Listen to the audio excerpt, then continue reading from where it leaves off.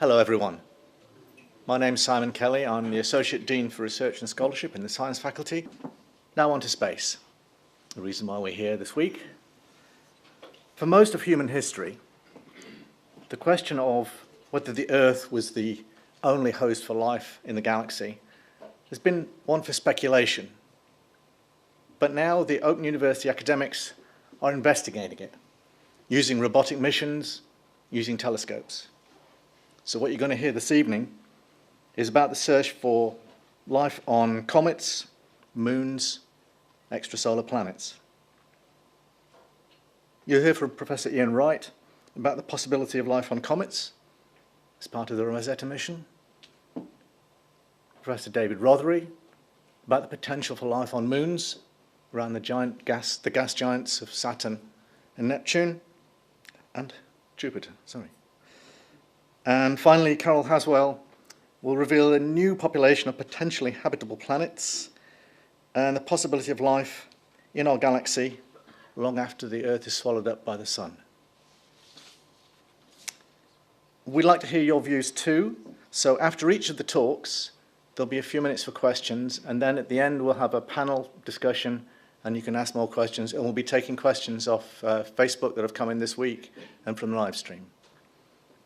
So, let's move on. Can I introduce Professor Ian Wright? Ian has led the Open University's 20-year involvement in the Rosetta mission. Ian.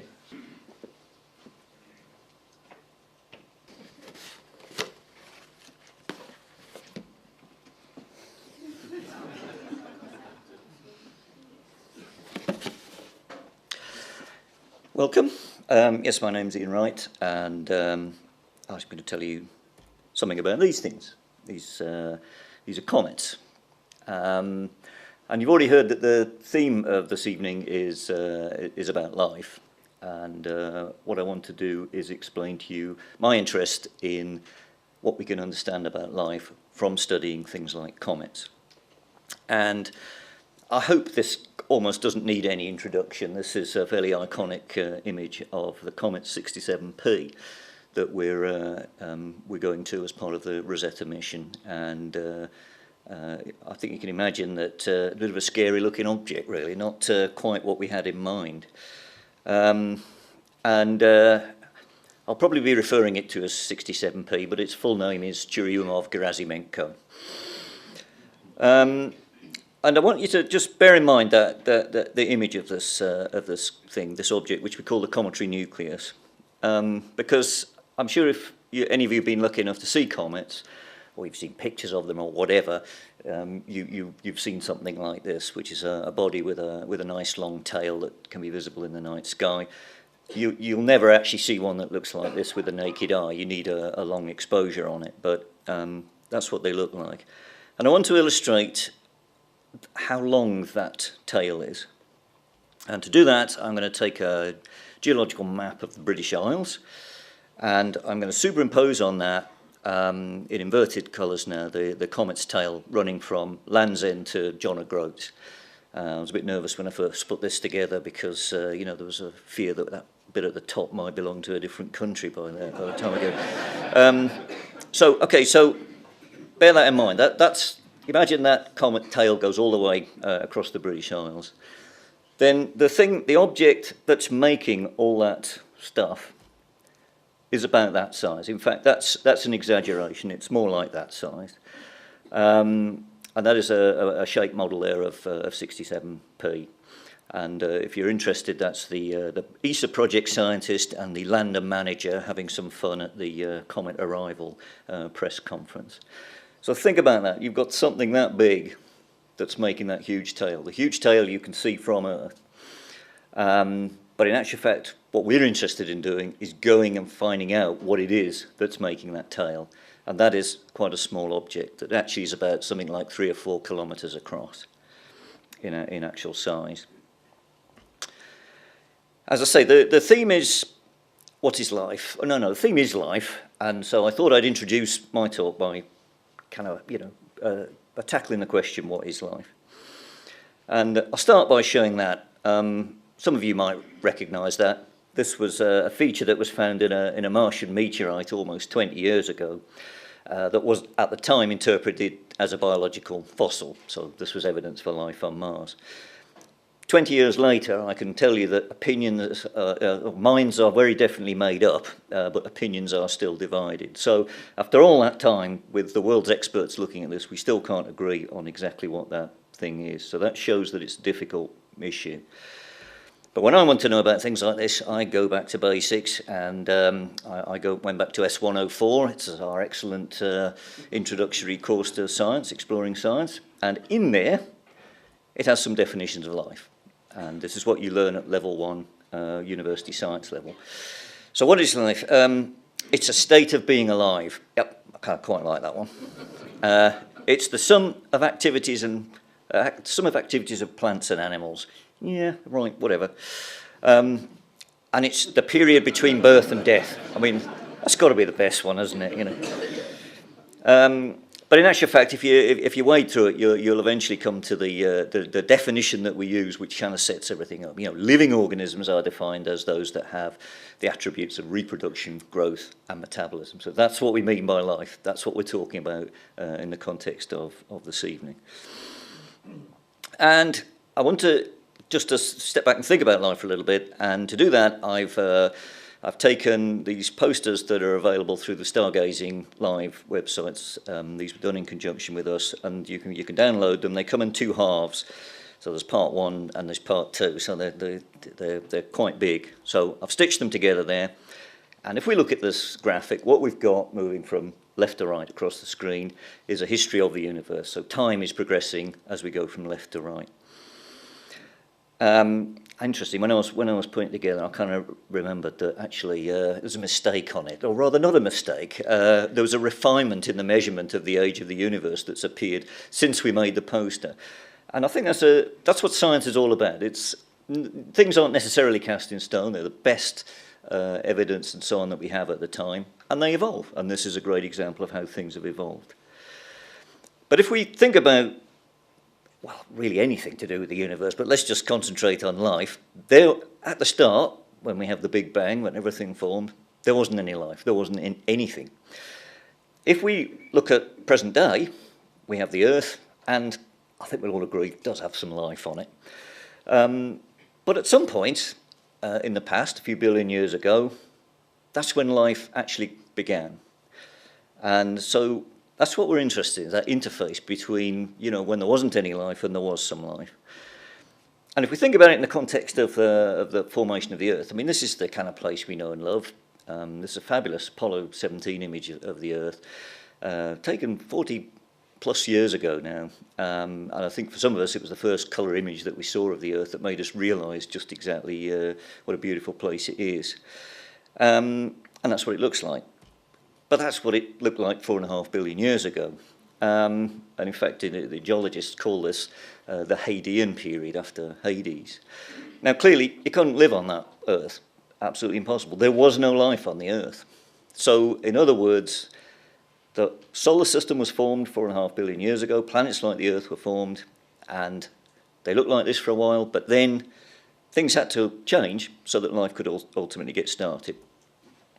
And this is a kind of fairly romantic view about what the surface might look at the interface in this time between the pre-life era and the life era. And Dave's going to give a slightly different perspective on things in his talk.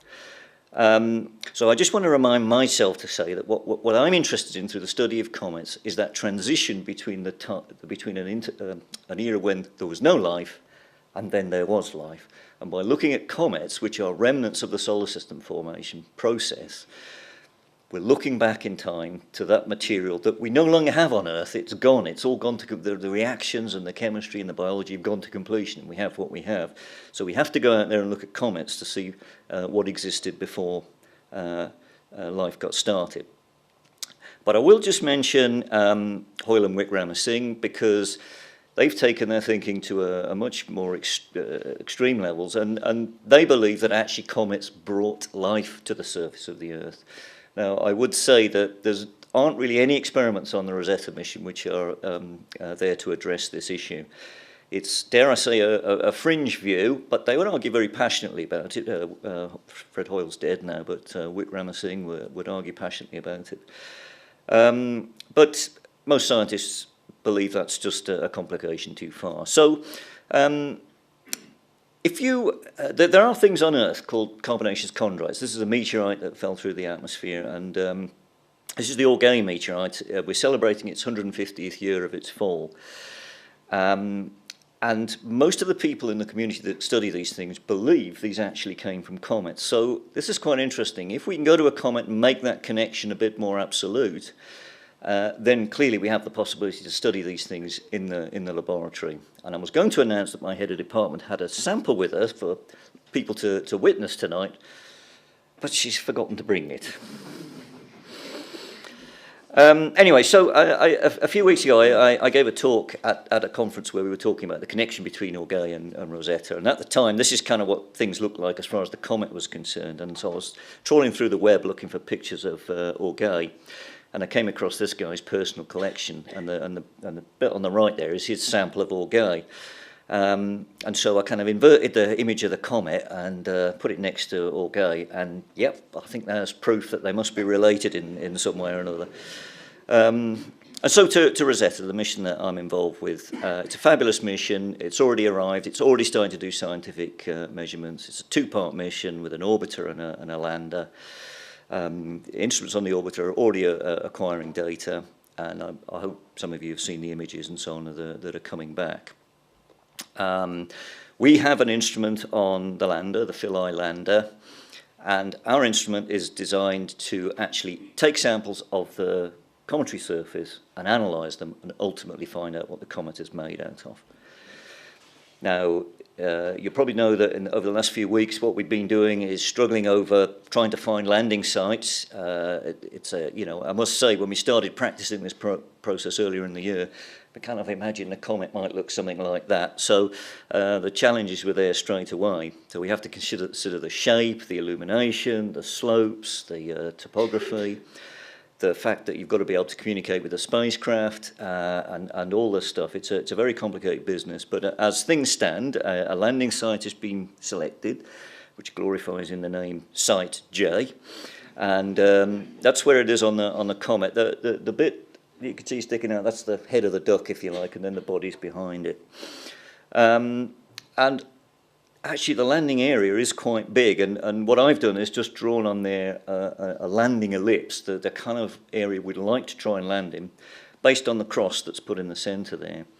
And that is actually smaller than we think we can currently do, but I think in order to avoid some of those features and so on the surface, that's what the engineers are struggling to try and do. And to try and just give a bit of context to the instrument that we built here, this is me in the lab a couple of weeks ago filming Sky at Night, and I'm standing next to one of our laboratory instruments, and that extends off 2 or 3 meters to the left of the slide. It's you can't send those up into space.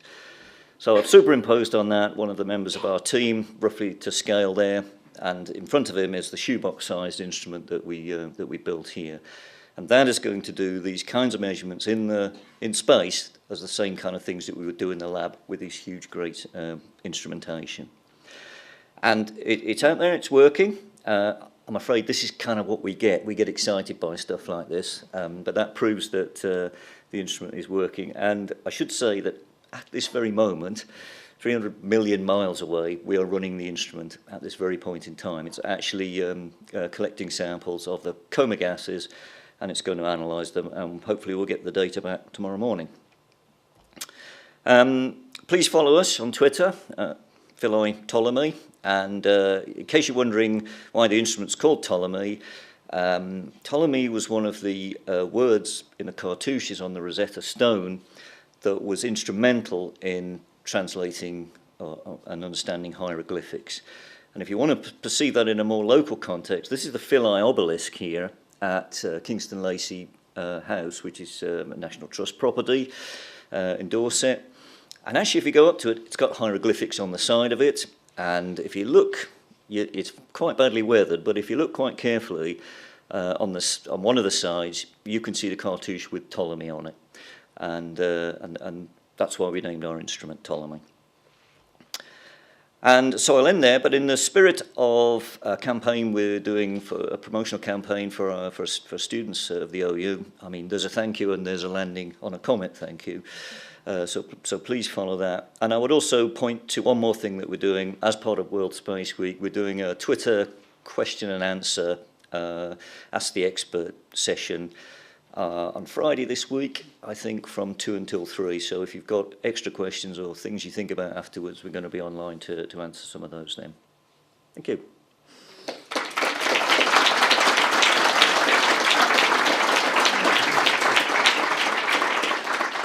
So we're going to take a few questions now, but we are very time bound. So if people want to ask questions, please wait for the mic. Ask anything. Oi.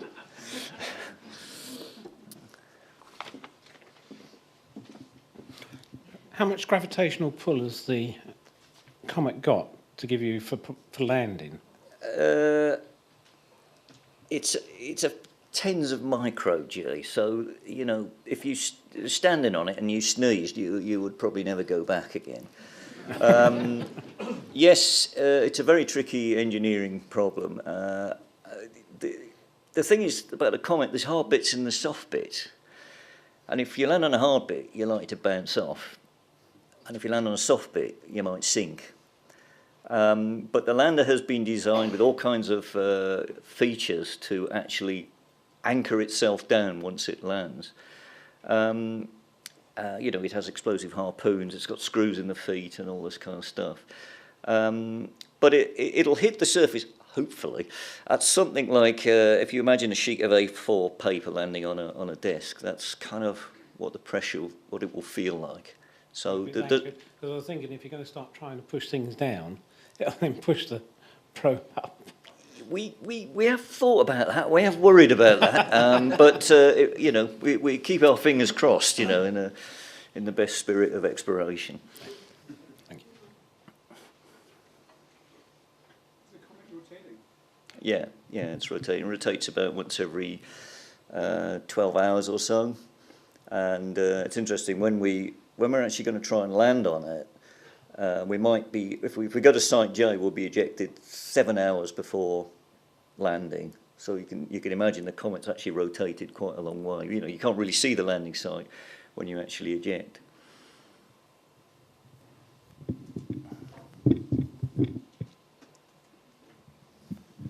From the sizes you suggested, it sounds like that landing site is not much bigger than this building. Is that about right? The circle, well, the certainly the ellipsoid would be, yeah, it's a few hundred metres long, but the actual official landing site is a circle of 500 metres radius. But I think it has to get down further than that. So that sounds like a site about the same size as the OU campus. Yeah, but I mean, that was what we worked with during landing site selection because we wanted to look at bigger areas. The plan was then to study the areas in greater detail, do the flight dynamics and whatever else, and then to bring that down. Because across some of those areas that we looked at, there are places you just wouldn't want to land in at all.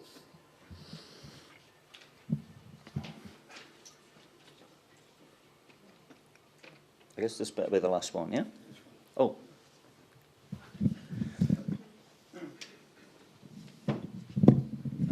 Could you tell us why this particular comet was selected for the mission? Do you want the short answer or the long answer? Short answer. The short answer is a really fabulous comet, and we knew it wasn't a funny shape or anything like that. There's a historical aspect to this. We designed everything for going to a different comet, and unfortunately, the launch before the one that we were due to go on had a failure, and the Ariane program was put back a year. And so, of course, the comet we were going to go to was long since not possible to get to, so we had to rethink it through.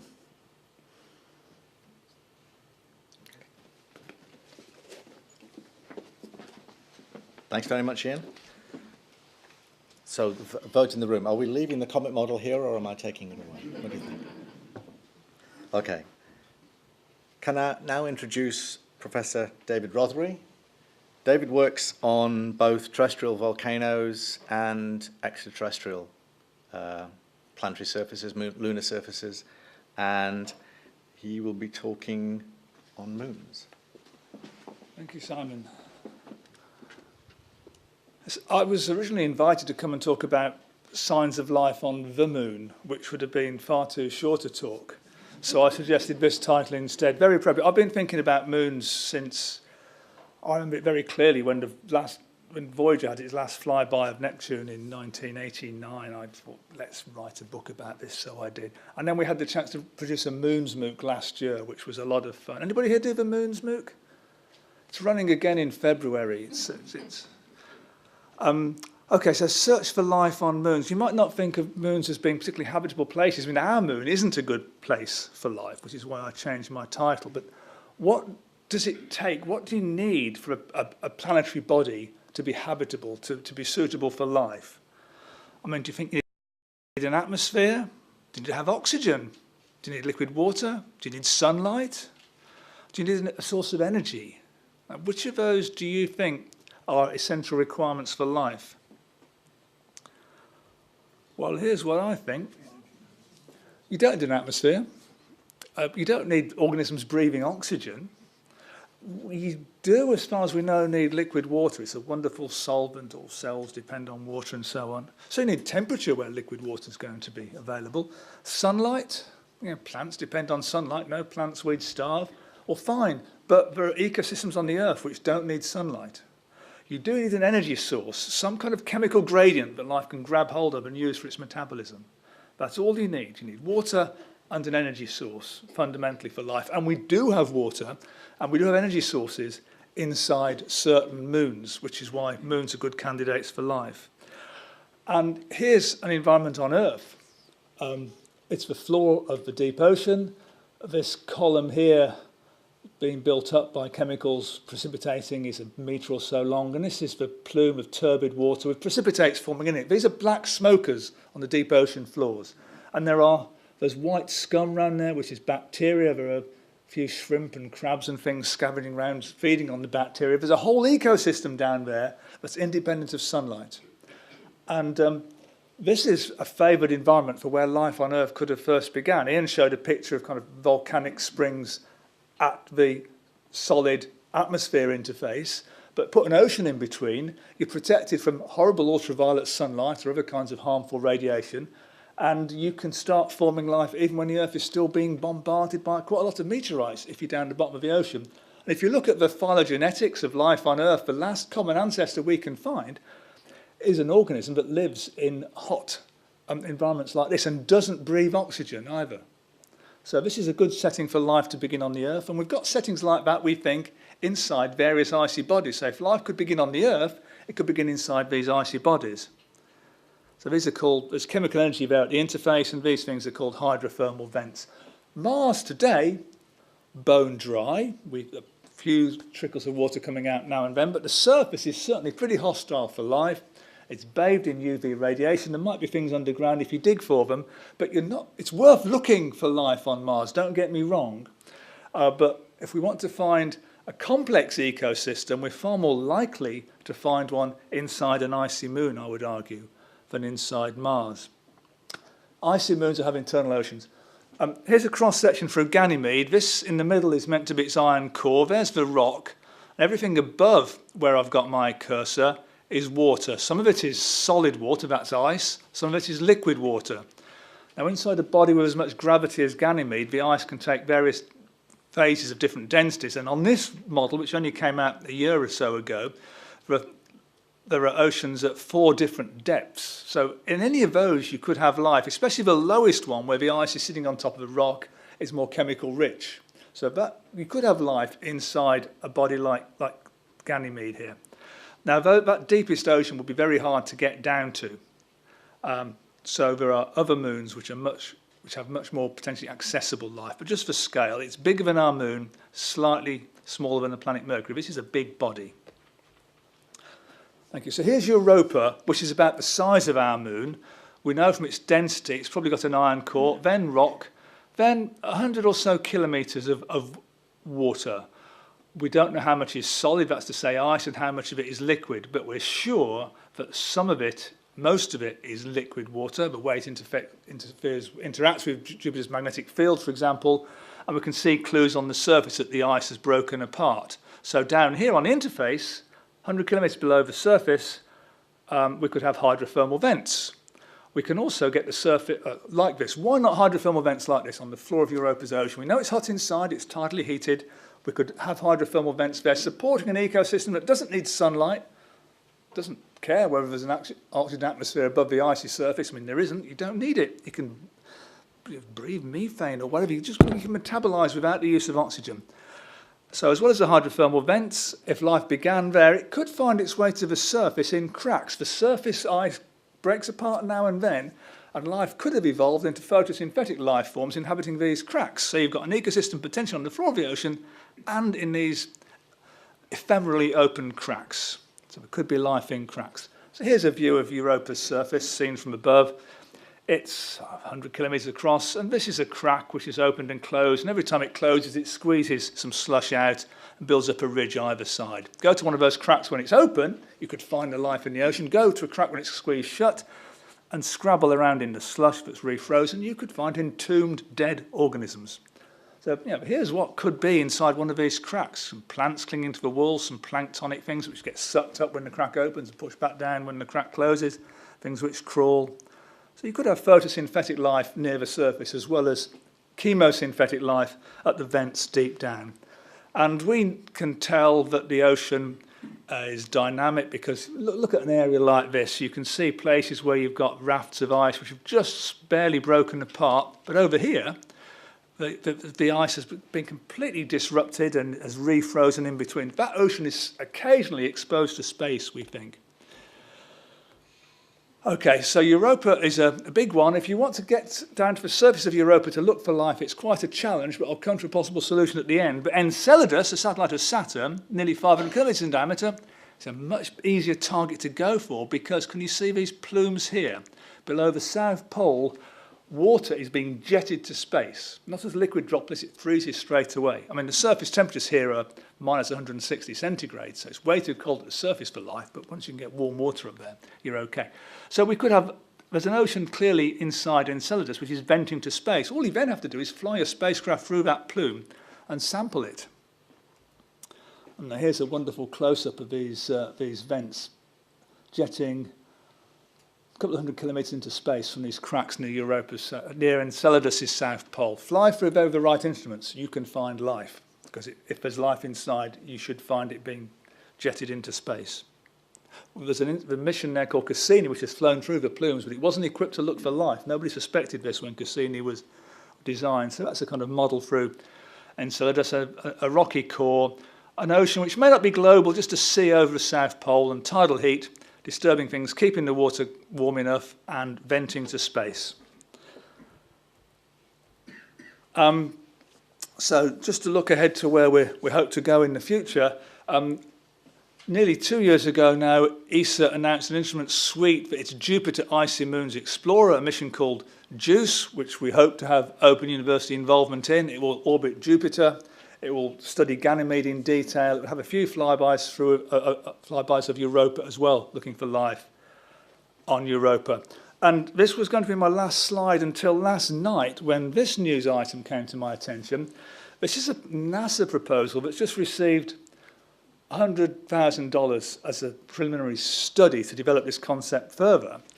It's a CubeSat. It's 3 things as big as a packing case, 3 or 4 things as packing case size bolted together, which it would go to Jupiter, orbit Europa, map its gravity field, and then open up and just shower these things down onto Europa's surface. These are called ChipSats because they're pretty small things. Give you an idea of scale. They're smaller than this wonderful book, Planet's a Very Short Introduction, $7.99 from Amazon, which I wrote, but probably smaller than my iPhone. What they are like in size is the thickness of just a few individual Moon Trumps cards, which you can get from the OU website. And these things will be equipped with sensors just to do 1 or 2 specific tasks. You could kit these out to sniff out molecules to do with life, land them, ideally some would land beside some of these recently closed cracks and look for signs of organic processes having gone on Europa. I mean, Europa's hard to land on because it's got no atmosphere, you can't parachute down. Shower a few of these things down there, robust, some will survive landing on the surface. Maybe that's the way of the future. Shower a load of chipsats onto something like Europa to see if there's life. I'll have retired by the time that happens, but hopefully some of you won't have. And I think let's go looking for this life out there, because I want to know, if life began on the Earth, did it begin anywhere else? If we can find that life began independently of the Earth on one other place in the solar system, then hey, all these exoplanets out there that Carol's going to talk about, surely life has begun on suitable exoplanets as well. But at the moment, all we've got to go on is one Genesis on the Earth. If we can find a second Genesis inside Enceladus, inside Europa, that's a fundamental change in our philosophy. Thank you.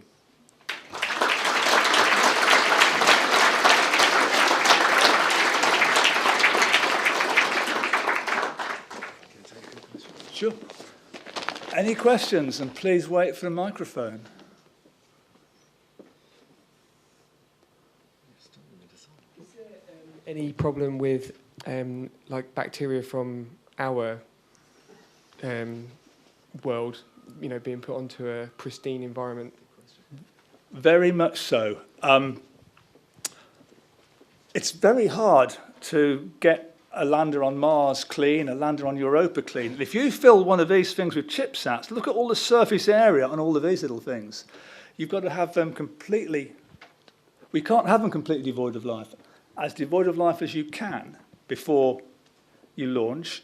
And you've got to hope that most of the things die en route, but some will survive. We know microbes can survive in space.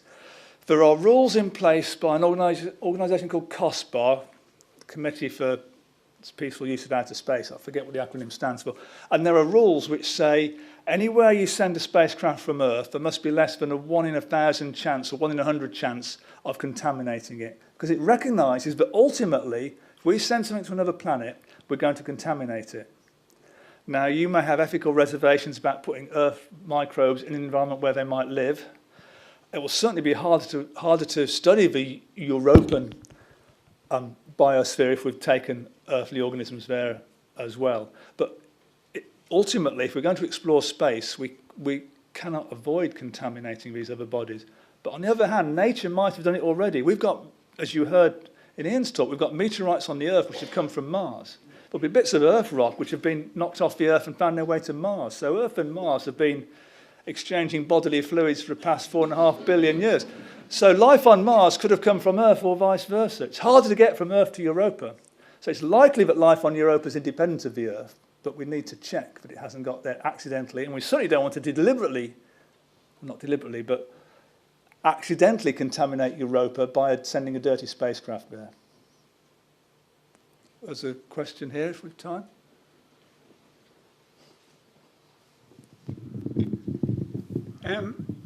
You mentioned water and a source of energy. Yeah. And saying, well, that's the prerequisite for life.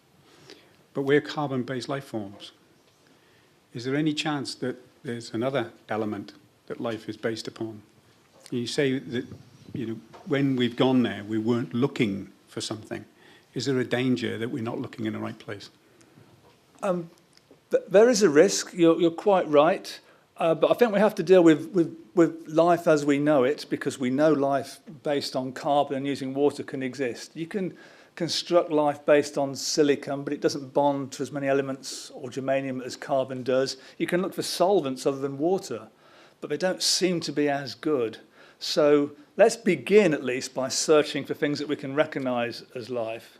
But I don't have a closed mind. There could be other kinds of life, but people who've looked at how life might work can't come up with anything better than complex carbon-based molecules and anything better as a solvent than H2O. So we're probably looking in the right places, but possibly not the only places. Okay. Thanks very much, Dave. 2 minutes, apparently. Yeah. Any more questions? Oh, one more. Okay. A little bit off the wall. Why would you not accept that we have already landed on Mars? Why would I not accept that what hasn't already landed on Mars? Life Well, from Earth. Yeah. We could have terrestrial life on Mars, carried there on our spacecraft which weren't clean enough, or carried on meteorites from Earth to Mars. No, I'm talking about human life that have been sent up from this planet up onto the Mars, where there's underground cities. And this is all done by USA and NASA. We have actually been on Mars since well before the Second World War. I really don't think there was the technological capability to do that, or that any conspiracy like that could have been kept secret had it have happened.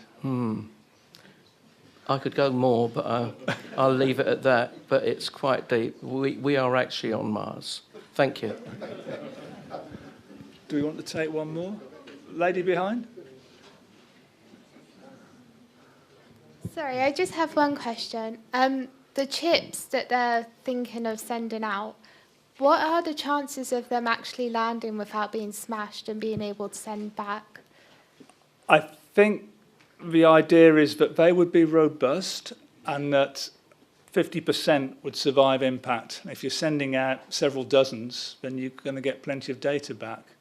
We can make bunker-busting bombs, which will go through several stories of underground bunkers and count how many floors they're going through before they explode to kill the bad guys.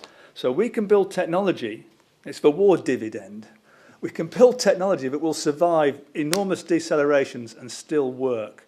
So it can be done, but my understanding of a ChipSat concept is that they are sacrificial. Some will survive, some won't. Okay, thank you. There is more research going on at the Open University actually building mass spectrometers that go into artillery shells. I've seen in the entrance to one of the buildings actually an artillery shell which has been hollowed out. So there is research going on that. I'm just going to... It rotates once every 12 hours. Can I now introduce Dr. Carol Haswell? Carol's an astronomer who works with telescope observations, and she's going to talk about exoplanets. Thank you, Simon. I have to say at first I haven't brought any props with me, so I'm very glad I've got Ian's duck to keep me company up here. Nor do I have anything to sell. Obviously, I failed to prepare.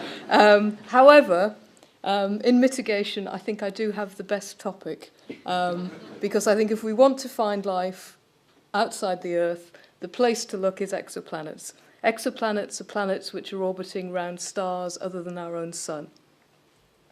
Okay, so I'm going to start by setting the scene, and this is an artist's impression of our own Milky Way galaxy. I'm an astronomer, I work with light, and so, I'm just wondering, so what we collect as astronomers is light using telescopes. So if we were to observe a galaxy like the Milky Way, what we would see is a lot of light, and that light is coming from stars. This is probably obvious, but I thought I'd say it anyway. Stars are much bigger and much brighter than planets. So as astronomers, it's fairly easy to study stars. Studying planets, which are not in our own solar system, is rather troublesome because they're small and they're dim, so they're difficult to study. The difference in brightness between the Earth and the Sun is a factor of about 10 billion. So you're looking for something very, very faint next to something much brighter. So that presents obvious problems. So I'm just going to tell you a little bit about stars that we're going to need later on. So this is probably the most important diagram in astronomy. This is the Hertzsprung-Russell diagram, and it's a graph of, on the y-axis, the brightness of stars, on the x-axis, the colour of stars. And almost all the stars in our galaxy that create that beautiful pattern of light that you saw in the artist's impression fall along the diagonal stripe up the middle of that diagram. And these are so-called main sequence stars. Our sun is an example of a main sequence star. And what all these stars have in common is that they're converting hydrogen to helium at their center, and this creates the energy that produces the sunlight and the starlight that creates light on the planets orbiting around the star. Our sun is about a third of the way up that stripe, and there are actually more stars lower down that are smaller, lower mass, fainter and redder. And then as you go up towards the top of that stripe, you've got more massive stars that are bluer and brighter. Okay, one of the things that we've learned in the last 20 years, which I think is really remarkable, is that we now know that there are actually more planets than stars in our galaxy. So when you look at the light in a galaxy, you see the starlight just because the stars are bright. But we've now done enough work on nearby stars in our own galaxy to know that actually, in general, stars do have planets orbiting around them.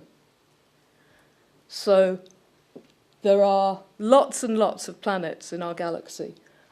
We don't know about all of them in detail. The assertion that I just made, that there are more planets than stars in the galaxy, is based on statistics. We know of about 2,000 planets in detail, and these have been studied by astronomers over the last 20 years or so. We know of 1,137 planetary systems, or at least we did on the 9th of September. So these numbers are about a month out of date. So we're probably up to about 2,000 planets now, because there's quite a large number of astronomers in the world who are constantly studying, looking for new planets, and there are new announcements coming out every day. So we know in detail of about 2,000 exoplanets orbiting around stars other than the Sun. And so we now know that planets form with stars. There's no special requirement at all. 20 or, well, more than 20 years ago, it was possible still that our own solar system was unique. Something special had happened to the Sun in its early history that created the material that then formed planets. But we now know that planets do generally form with stars. There's no special requirements. So we would expect the other stars, like the Sun, to have planets also orbiting around them. Now, I should probably just tell you a little bit about how we found these almost 2,000 exoplanets that we know about, because I've told you that it's very difficult to see planets because they're dim. So both of the main ways that we've detected these planets depend on actually studying the light from the star and observing in the light from the star subtle effects due to the effect of the planet on the star. So you can actually, you think of planets orbiting around stars, but in fact, from the point of view of the laws of physics, both the star and the planet have mass, and they both orbit around their common center of gravity, which is much closer to the heavier star than it is to the light planet. So the star itself has a little orbit, which you can detect by looking at the light from the star and looking at the Doppler shift of that light. And then there's another even more simple way of detecting a planet around a star, which is if you happen to have a planetary system that's lined up so that the orbit of the planet happens to take the planet right in front of the star from our point of view, then the planet gets in the way and blocks some of the light. So you can actually see the star get dimmer every time a planet gets in front of it. So these are the two main ways that we've detected the almost 2,000 exoplanets that we know about. Okay, so I'm now going to change gear a little bit and go back to a brief history of life on the Earth. So I'm revisiting some of the points that Ian and Dave have already made. So from about 4 billion to 3.8 billion years ago, the Earth was being bombarded in an early period of its history called the Late Heavy Bombardment. It was being bashed into by all sorts of stray bits of rock and asteroids that were chaotically orbiting around in the solar system. So at this point, the Earth was probably not habitable. But the interesting thing is, rather promptly, on astronomical timescales, a mere 300 million years after the Late Heavy Bombardment, we can see evidence that photosynthesis was already happening on the Earth. So that implies that life got started really very quickly after the Late Heavy Bombardment started. So this means that probably you don't require very special circumstances for life. Now, the rather more pessimistic thing is that complex life, of the sort of thing that you and I, trees, cats and dogs, that happened rather late. And this is at the very other extreme of the history of life on Earth. So it was about 600 million years ago that the first very complex life happened. So that may require rather special circumstances. So from analogy with that, it seems that probably life may be common on planets elsewhere in our galaxy, but complex life may be rather rare. Okay, so Dave told us that we need a source of energy and liquid water for life. And I told you about the different kinds of stars.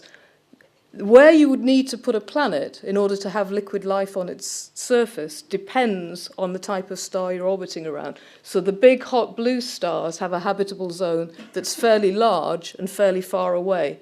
The more plentiful, cool red stars are dimmer, and so you need a planet to be closer in to have a temperature consistent with liquid water.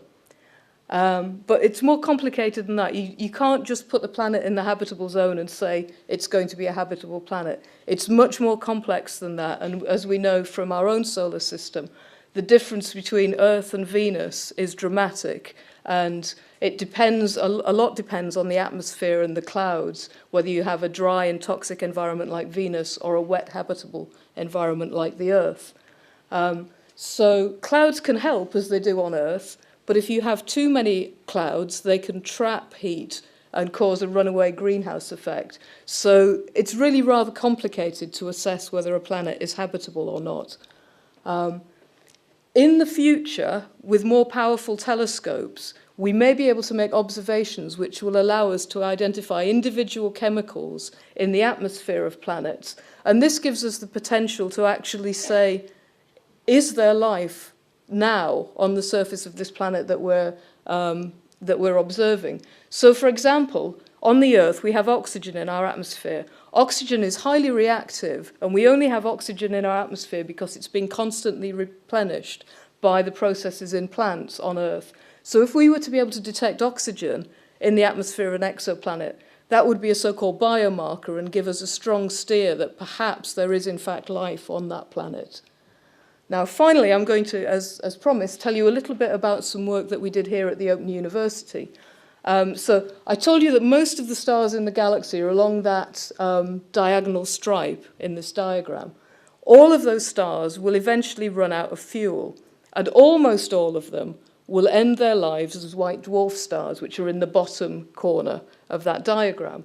And those stars are no longer doing nuclear reactions. They're just dying embers that are cooling like coals left over after a fire. And it turns out that planets can survive around compact stellar remnants like that. And surprisingly, the way that white dwarf stars cool actually leads to conditions where you could have habitable temperatures on planets for up to 8 billion years as the white dwarf is cooling. So we did a little bit of work just examining this using the real spectrum that you would expect from a white dwarf star. And we were able to calculate that if you put a planet in the right place, you could have this persistent habitable zone in which you have photosynthetically useful light that plants could use to generate energy, while simultaneously not having too much damaging UV radiation. So this is quite a sort of an optimistic, sort of very long-term picture that as all of the stars in the galaxy burn out, we could nonetheless have a galaxy that's teeming with life on planets around white dwarf stars. You know, as we look sort of 10 billion, 20 billion years into the future, the prospects for life in the galaxy are actually rather promising.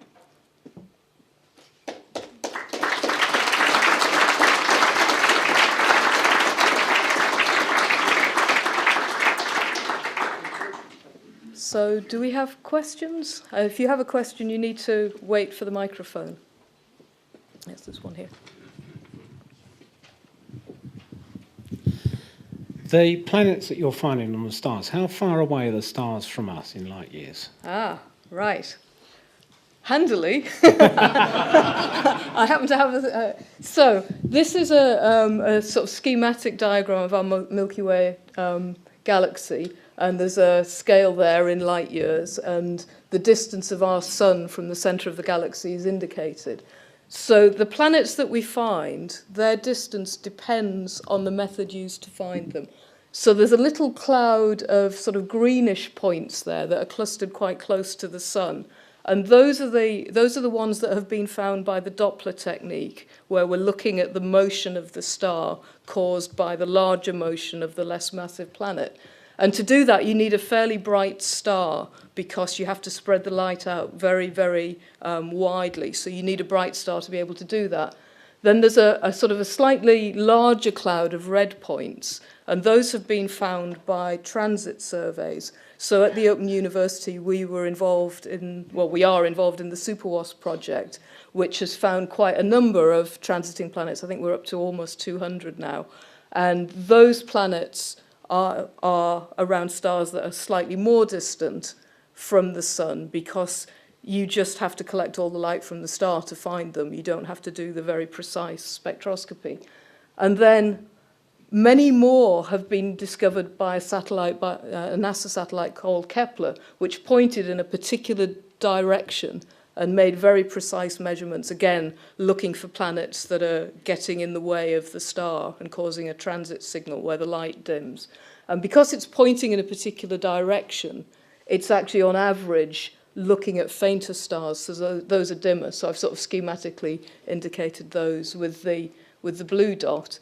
And then there's another method I haven't told you about, which uses gravitational lensing, and that tends to find things just this side of the centre of the galaxy. So that's probably a more detailed answer than you wanted. Yeah. Yeah, just wait for the microphone. Would there be lots of planets going around every one star? Like, how many on average? Would there be like 8 or 9 like in the solar system, or would there be lots more? That's a really good question, and that's something that astronomers are working on. So we don't really know at this point, because all of our techniques require certain things in order for us to be able to find the planet. So for the transit technique, we need the planet to get in the way. And if you were to look at our own solar system, the planets are aligned more or less in line with each other, but not quite. So there are quite a few systems where there's sort of up to about 5 or 6 transiting planets that have been found in the same system. But you don't really know if there might be some that are just, misaligned a little bit, so they're just missing going in front of the star. And similarly with the Doppler shift technique, you can detect the very massive planets that cause a big wobble easily, but there could be less massive planets in the same system that we're failing to detect. So we do know of systems where there are 5 or more planets, but we're not sure really what the typical number is yet. That's a very good question, and you could probably still research on it, when you're old enough to do research at university. Hi, your research looking at the biomarkers for planets with life seems to be based around oxygen levels. Mm-hmm. If obviously you looked at the Earth, you wouldn't see oxygen levels as much with what we're looking at because it's nitrogen based. Mm-hmm. So are you looking at it with different makeups like nitrogen and carbon dioxide based as well? Yeah, so what you're doing is you're looking for something that's sort of out of equilibrium, where you've got to have some sort of metabolic process. And I should probably also say that that's not a particular thing that I've worked on. The things that I've worked on are the bits that I picked out, but that's one of the most important general things that people are preparing to do in exoplanet astronomy in the next 10 years or so. Thanks very much. Thank you. Right, we're going to carry on questioning a little bit longer if we can get the speakers. Okay, we've been taking questions on the Facebook page, and some of them have come in through the live stream during the week. So I've got a few here, and I'm going to start off, and then if there are more questions that come out, we'll take those from the room as well. First question.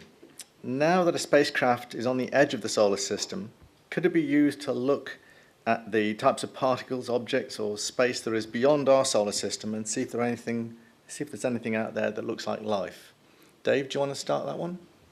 Well, this will be alluding to one of the Voyagers. Is it Voyager 1 or 2 that's left the solar system now? The probe that flew past Neptune in 2009 and sent back wonderful pictures of Triton and so on is now beyond the solar system, and it's still working, but it wasn't equipped to do anything beyond the solar system. It's detecting particle and magnetic fields, and it's not really able to look outwards for distant signs of life. It can look at its immediate environment and see the field strengths. So It's a wonderful old spacecraft still doing stuff, but it's not going to tell us anything about life beyond the solar When was system. it? I mean, it's launched a long time ago, wasn't it? 77 they were launched.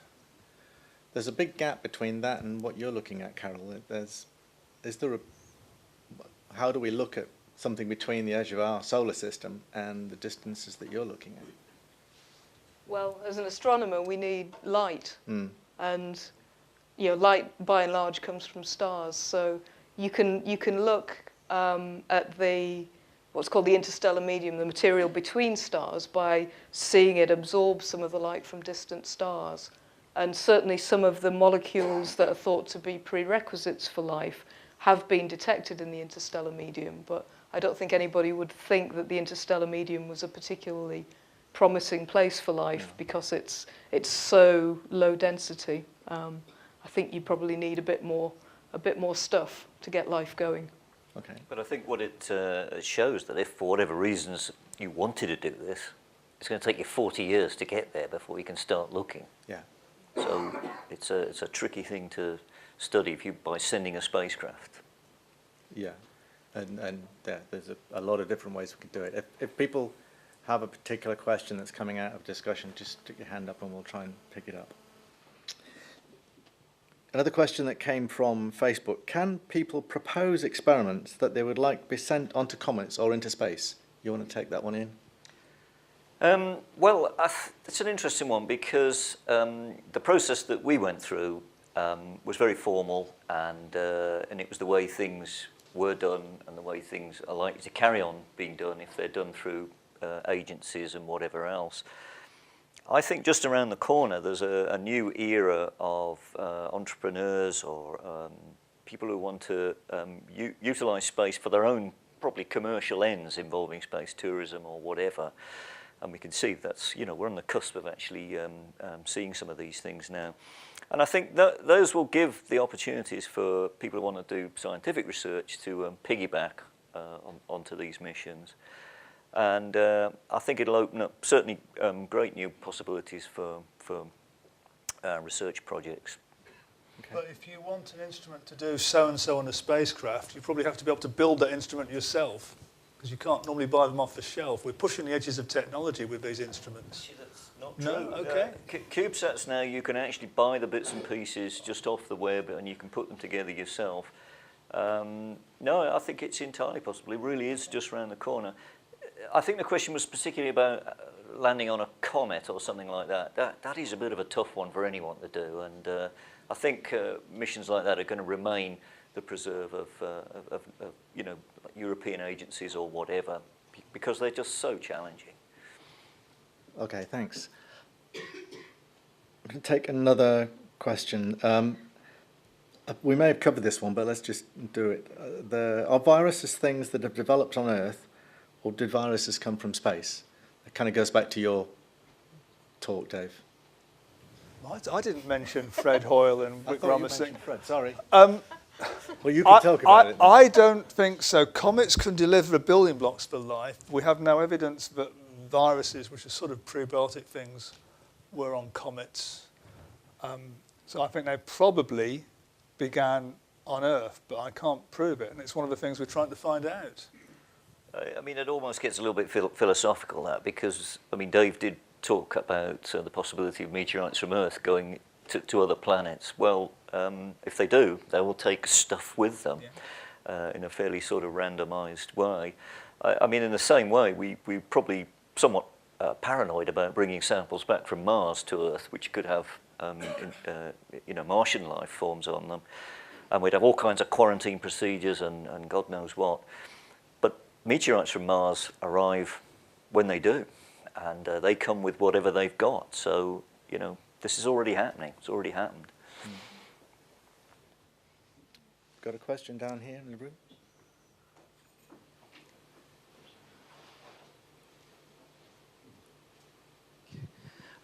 If comets and asteroids are deemed to be, messengers carrying water or building blocks of life, where did the building blocks of life originate from? What's the latest theories or speculations? Well, interesting, that probably is much more in Carol's domain than mine. They are made in stars. They are made in the interstellar medium by actually by processes that are fairly well understood.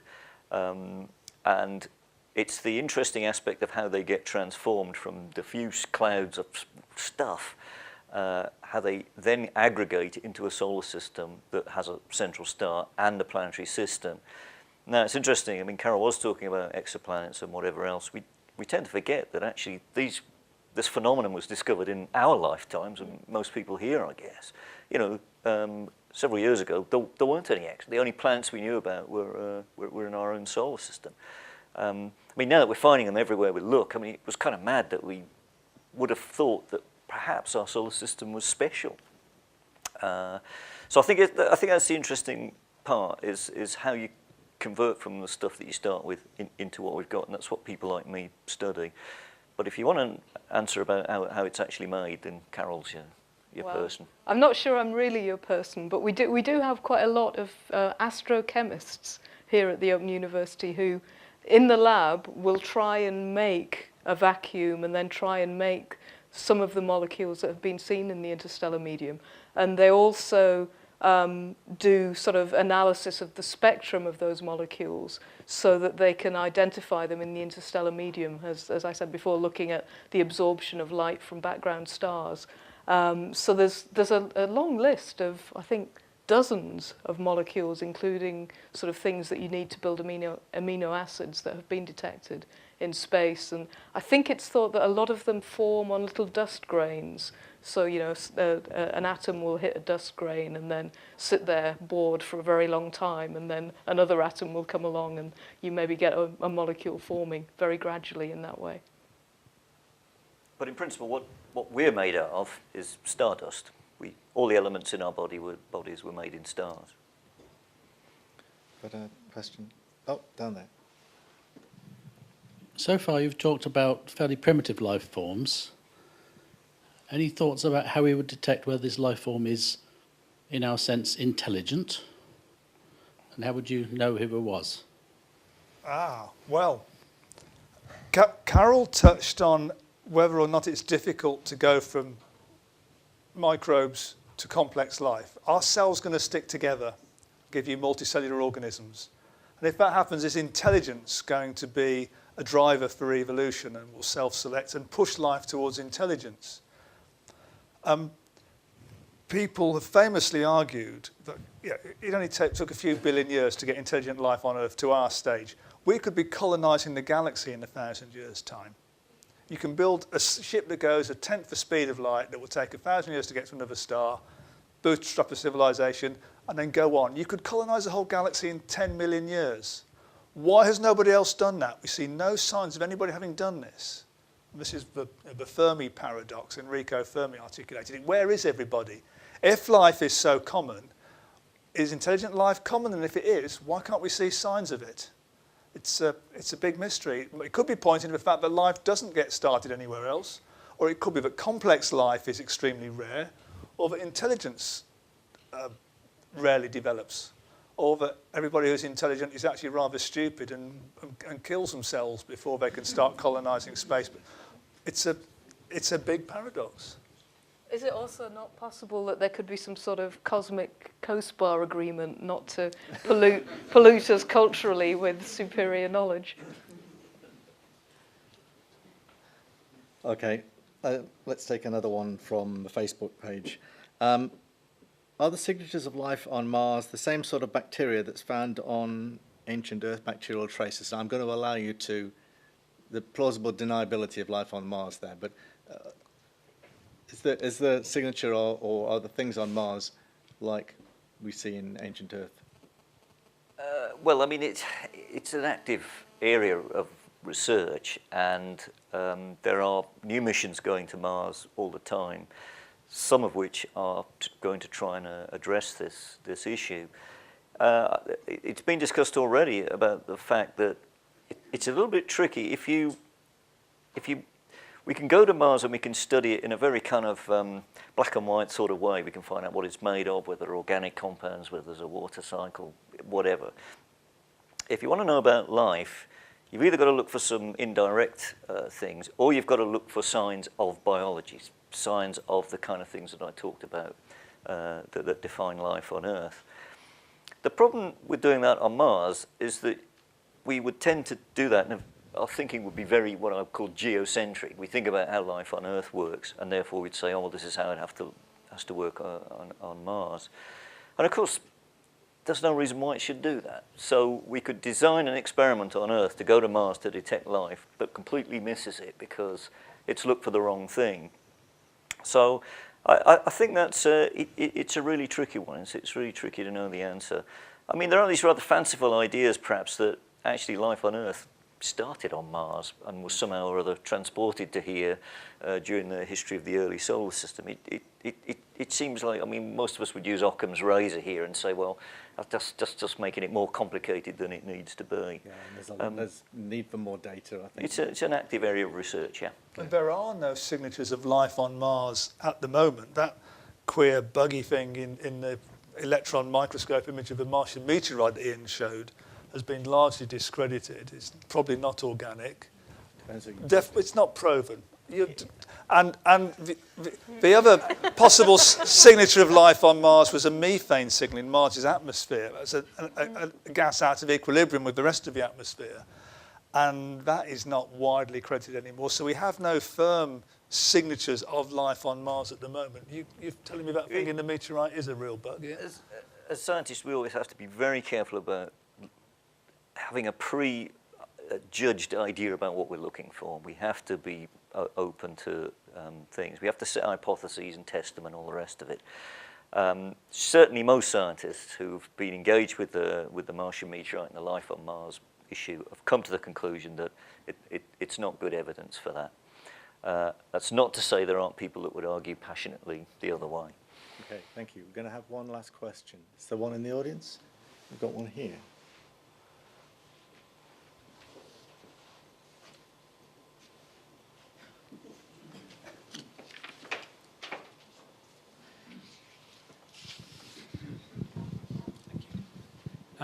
Looking at you saying about life on far distant planets, we broadcast out to the universe on an ongoing basis, right from when we had the first radio waves. If there was other life out there, would it be picked up by our systems today? Because we still pick up the static from the birth of the universe. Would we pick up signals in any form? I think you could, in principle, detect those signals, and there is in fact a project, SETI, which tries to look for radio signals that could be being beamed out by extraterrestrial civilizations. I think it's fair to say that they haven't found anything yet. The other interesting point is that our sort of radio noise, which started, I don't know, 60 or 70 years ago, is now quietening because of the way that we're changing the way television and radio signals are broadcast. So it may be a very brief interval in the history of a civilization where you do create a lot of radio noise. So certainly nothing's been found so far, but there's no reason in principle why you couldn't if you made sensitive enough measurements. People have discussed what kind of a radio or a laser beacon would you construct if you want to draw attention to yourself and say, hey, we're here, is anybody else listening? So deliberate attempts to signify your presence are different from the accidental ones, like just your radio and TV transmissions leaking. But people are looking for both, and nothing has yet been found. It's part of the Fermi paradox again. Why can't we hear people chattering? Or why is nobody? Even if most civilizations in the galaxy want to be secretive, there's 10 to the 10 stars in the galaxy, similar number of planets. How many should have life on? Why is nobody saying, hey, we're here, come and talk to us? Okay, I'm going to finish on that note. Can we thank Dave and Carol and Ian again, please?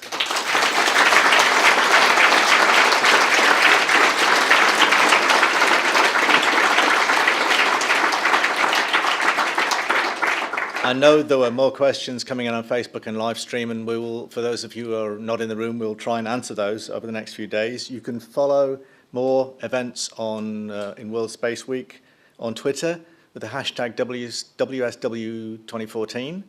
And now, if you'd like to join us downstairs, I think there might be some wine. Thank you.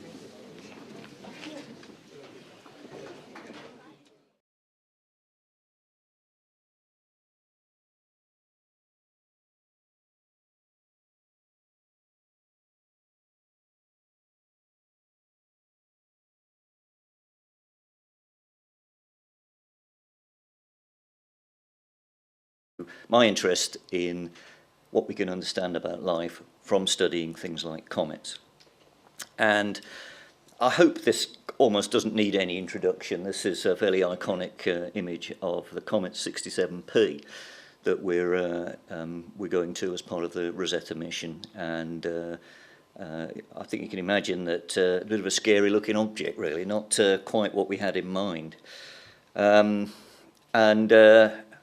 I'll probably be referring it to as 67P, but its full name is Churyumov-Gerasimenko. And I want you to just bear in mind that the image of this thing, this object, which we call the cometary nucleus, because I'm sure if any of you have been lucky enough to see comets, or you've seen pictures of them or whatever, you've seen something like this, which is a body with a nice long tail that can be visible in the night sky. You'll never actually see one that looks like this with the naked eye. You need a long exposure on it, but that's what they look like. And I want to illustrate how long that tail is.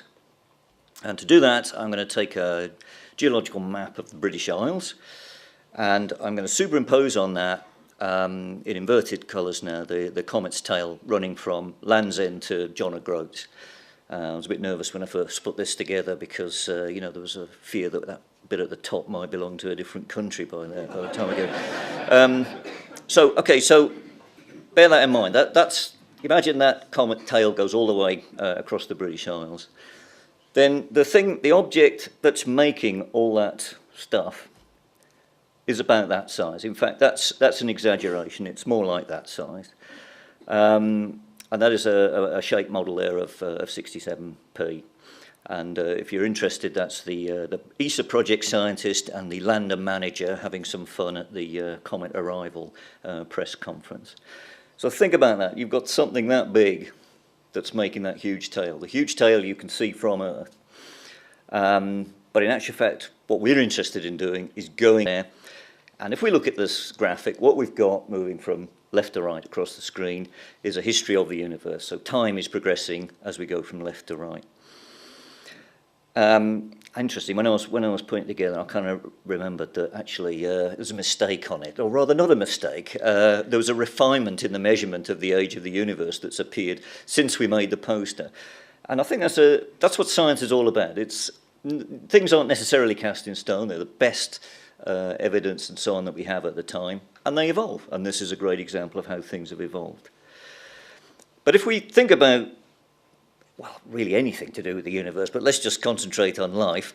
There, at the start, when we have the Big Bang, when everything formed, there wasn't any life. There wasn't anything. If we look at present day, we have the Earth, and I think we'll all agree it does have some life on it. But at some point in the past, a few billion years ago, that's when life actually began. And so that's what we're interested in, that interface between, when there wasn't any life and there was some life.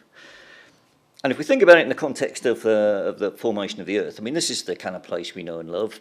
This is a fabulous Apollo 17 image of the Earth, taken 40 plus years ago now. And I think for some of us, it was the first colour image that we saw of the Earth that made us realise just exactly what a beautiful place it is. And that's what it looks like. But that's what it looked like 4.5 billion years ago. And in fact, the geologists call this the Hadean period, after Hades. Now, clearly, you couldn't live on that Earth. Absolutely impossible. There was no life on the Earth. So, in other words, the solar system was formed 4.5 billion years ago. Planets like the Earth were formed, and they looked like this for a while. But then things had to change so that life could ultimately get started. And this is a kind of fairly romantic view about what the surface might look at the interface in this time between the pre-life era and the life era. And Dave's going to give a slightly different perspective on things in his talk. So I just want to remind myself to say that what I'm interested in through the study of comets is that transition between an era when there was no life and then there was life. And by looking at comets, which are remnants of the solar system formation process, we're looking back in time to that material that we no longer have on Earth. It's gone. It's all gone to the reactions and the chemistry and the biology have gone to completion. And we have what we have. So we have to go out there and look at comets to see what existed before life got started. But I will just mention Hoyle and Wickramasinghe because they've taken their thinking to a much more extreme levels, and they believe that actually comets brought life to the surface of the Earth. Now, I would say that there aren't really any experiments on the Rosetta mission which are there to address this issue. It's, dare I say, a fringe view, but they would argue very passionately about it. Fred Hoyle's dead now, but Wickramasinghe would argue passionately about it. But most scientists believe that's just a complication too far. So there are things on Earth called carbonaceous chondrites. This is a meteorite that fell through the atmosphere, and this is the Orgay meteorite. We're celebrating its 150th year of its fall. And most of the people in the community that study these things believe these actually came from comets. So this is quite interesting. If we can go to a comet and make that connection a bit more absolute, then clearly we have the possibility to study these things in the laboratory. And I was going to announce that my head of department had a sample with her for people to witness tonight, but she's forgotten to bring it.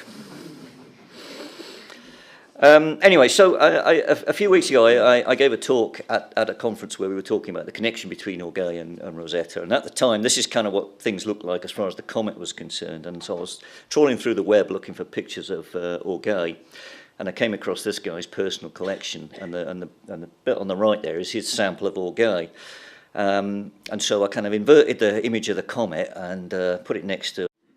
Hello everyone. My name's Simon Kelly. I'm the Associate Dean for Research and Scholarship in the Science Faculty. Now on to space. The reason why we're here this week. For most of human history, the question of whether the Earth was the only host for life in the galaxy has been one for speculation. But now the Open University academics are investigating it, using robotic missions, using telescopes. So what you're going to hear this evening is about the search for life on comets, moons, extrasolar planets. You'll hear from Professor Ian Wright about the possibility of life on comets as part of the Rosetta mission. Professor David Rothery about the potential for life on moons around the gas giants of Saturn and Neptune and Jupiter, And finally, Carol Haswell will reveal a new population of potentially habitable planets and the possibility of life in our galaxy long after the Earth is swallowed up by the sun.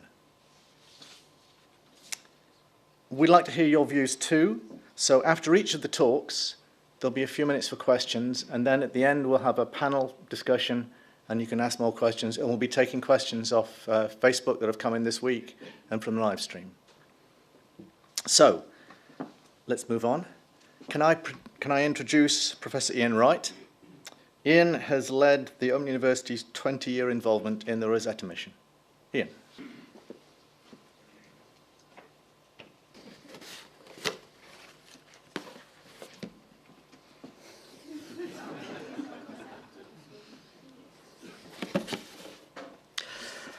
Welcome. Yes, my name's Ian Wright, and I was going to tell you something about these things. These are comets. And you've already heard that the theme of this evening is about life. And what I want to do is explain to you and finding out what it is that's making that tail. And that is quite a small object that actually is about something like 3 or 4 kilometres across in actual size. As I say, the theme is, what is life? Oh, no, the theme is life. And so I thought I'd introduce my talk by kind of, tackling the question, what is life? And I'll start by showing that. Some of you might recognise that. This was a feature that was found in a Martian meteorite almost 20 years ago that was at the time interpreted as a biological fossil. So this was evidence for life on Mars. 20 years later, I can tell you that opinions, minds are very definitely made up, but opinions are still divided. So after all that time, with the world's experts looking at this, we still can't agree on exactly what that thing is. So that shows that it's a difficult issue. But when I want to know about things like this, I go back to basics, and I went back to S104. It's our excellent introductory course to science, exploring science. And in there, it has some definitions of life. And this is what you learn at level 1, university science level. So what is life? It's a state of being alive. Yep, I can't quite like that one. It's the sum of activities of plants and animals. Yeah, right, whatever. And it's the period between birth and death. I mean, that's got to be the best one, hasn't it? You know. But in actual fact, if you wade through it, you'll eventually come to the definition that we use, which kind of sets everything up. You know, living organisms are defined as those that have the attributes of reproduction, growth, and metabolism. So that's what we mean by life. That's what we're talking about in the context of this evening. And I want to just step back and think about life for a little bit. And to do that, I've taken these posters that are available through the Stargazing Live websites. These were done in conjunction with us, and you can download them. They come in 2 halves. So there's part 1 and there's part 2. So they're quite big. So I've stitched them together.